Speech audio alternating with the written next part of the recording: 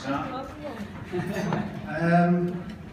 Ever since I proposed to my beautiful bride, I have known that inevitably I was going to have to do this speech, which scared the hell out of me and has pretty much haunted my dreams ever since. I'm not a big fan of being centre of attention, and if I'm totally honest, I've really been dreading this part of the day.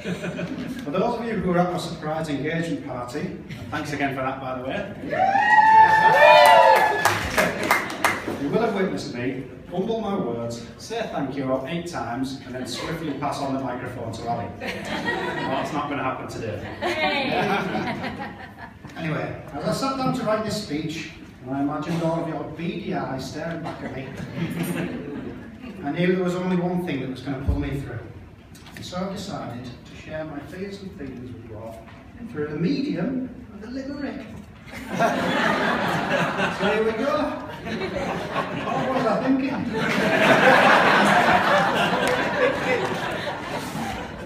As a first-time public orator, my fear could span the equator. As I look at my bride, I fill it with pride, and my confidence grows ever greater.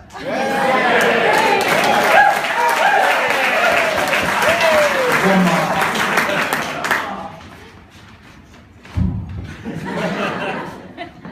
I'm crapping myself stood up here, so glad that I ordered a beer.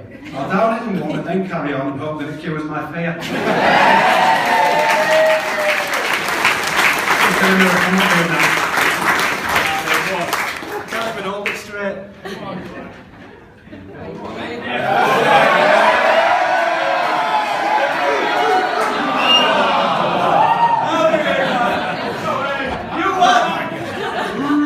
Right. On behalf of my beautiful wife and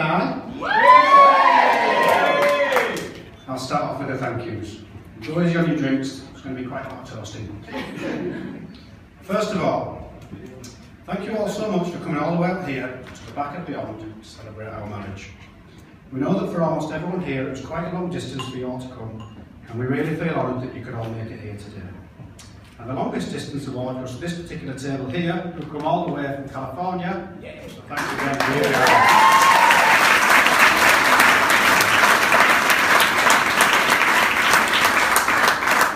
Peter, thank you for your lovely words, and thank you so much for your generous contribution, which has made this amazing day possible. Needless to say, what a fantastic job you've done in raising such an amazing daughter, and she's testament to yours and Mary's excellent parenting. Thank you for being so accepting of me from day one, and always making me feel welcome. And by welcome, I mean welcome to choose whatever I wanted from the Saigon's takeaway menu.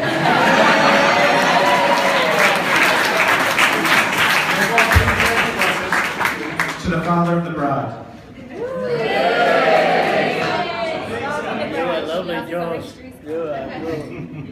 Yeah. Mary.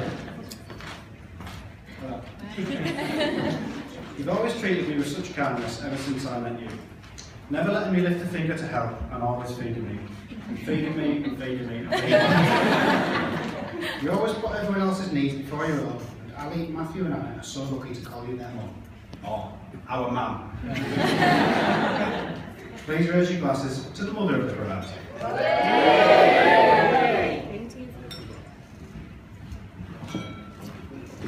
Mum.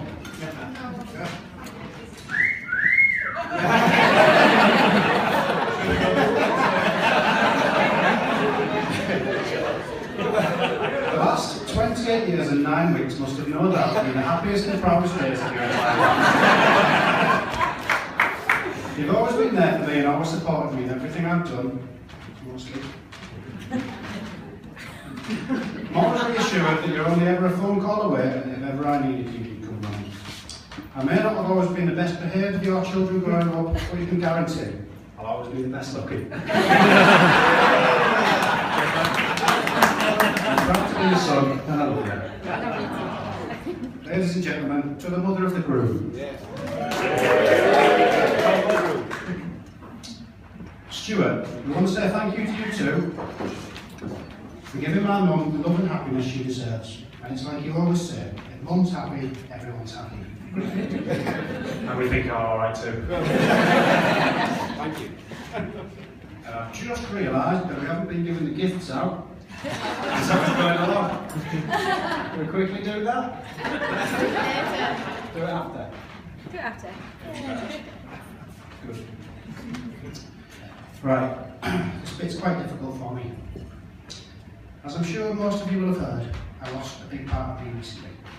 And I just wanted to take this opportunity to apologise for the noises that came from the toilets earlier on this afternoon.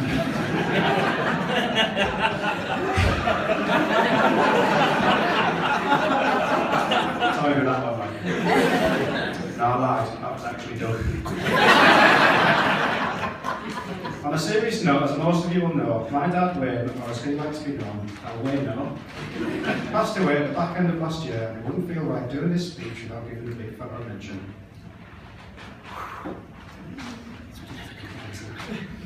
I miss him every single day, and I know he'll be as good as I am that he can't be here today. But he's here in my thoughts, and more importantly, in my heart.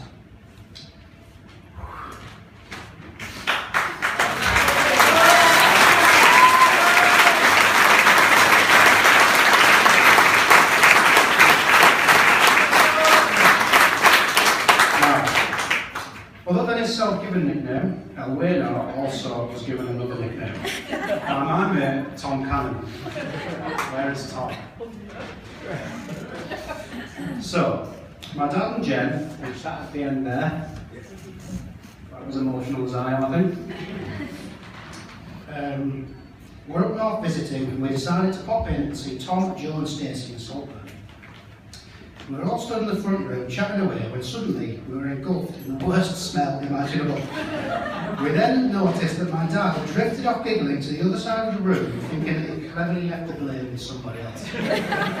Well, we found him out, and moments later, after evacuating the building, Tom gave him this brilliant nickname. So, will you please raise your glasses to my dad, Waynus.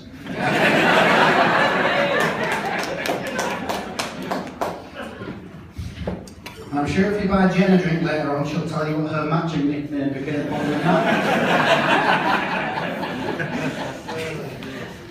And Jen, we've always loved coming down south to visit ever since my dad moved down there. And we'll carry on visiting for as long as you're there. We've grown very fond of you over the years, so thank you for being a not-so-wicked stepmother and for keeping my dad happy for so long. And at the end, you'll get a gift as well.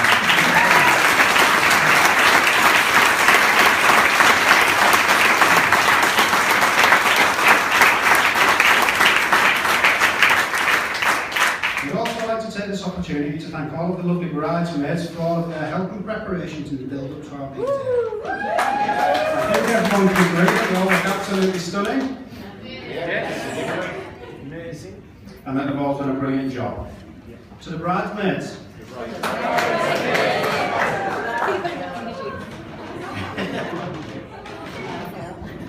We also want to give a very special mention to my beautiful niece Lola D, who's done such an amazing job today as Flower Girl.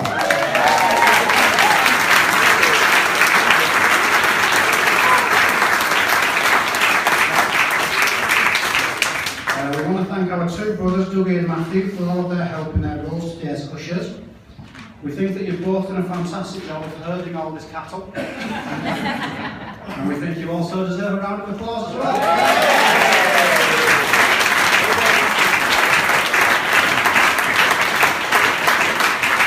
Thank you so much to Mr. Peter Turner.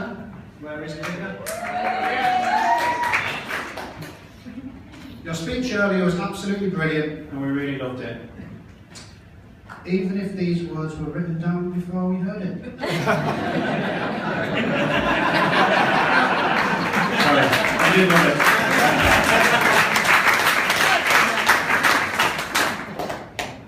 I'd like to thank my best men, Joe and Neil, for being such close mates for such a long time. While being something of a convenience for me, it's been a real honour for them. The stag do was absolutely second to none, and I didn't stop laughing for the whole 4 days we were in Munich. And I didn't recover for the 4 days after that. Thanks for going relatively easy on me, and I hope that you do the same in your upcoming speech. So I'd like to raise a toast, but I think I'll wait until all they've got to say about me first.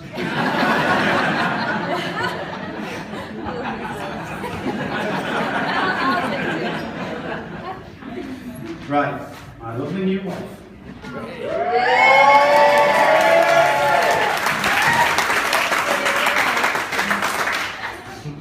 First of all, I'd quickly like to bring some attention to all the hard work and preparation that Ali has put into all the little favours and decorations that you see around you today. She's been tirelessly staying up till 3 AM most nights, and thank God she did, because let's face it, this place would be a bit of a dump otherwise. Sorry to you now. Cheap laugh, sorry. Elizabeth. Ellie. Ali. Liz. You look absolutely beautiful today, as you were always going to. You're getting better looking as the years go by, and I fall more and more in love with you as they do. You're the most kind-hearted person I know, and I've never even heard of anyone disliking you. And if there ever was such a person, it would say a lot more about them than it would you. And obviously I'd have to beat them up. I'm so proud of our home and our life that we built together. We've already shared so many amazing adventures, whether it's our brilliant holidays, our long weekends away, or our day trips over the moors. We can always guarantee it's going to be fun. I promise you a lifetime more to go on with you into old age. You really have made me the happiest groom in the whole wide room.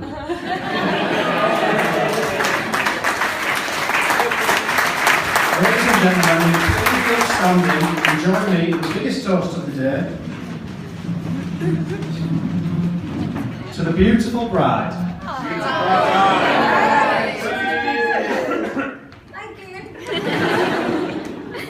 Sit down a bit more.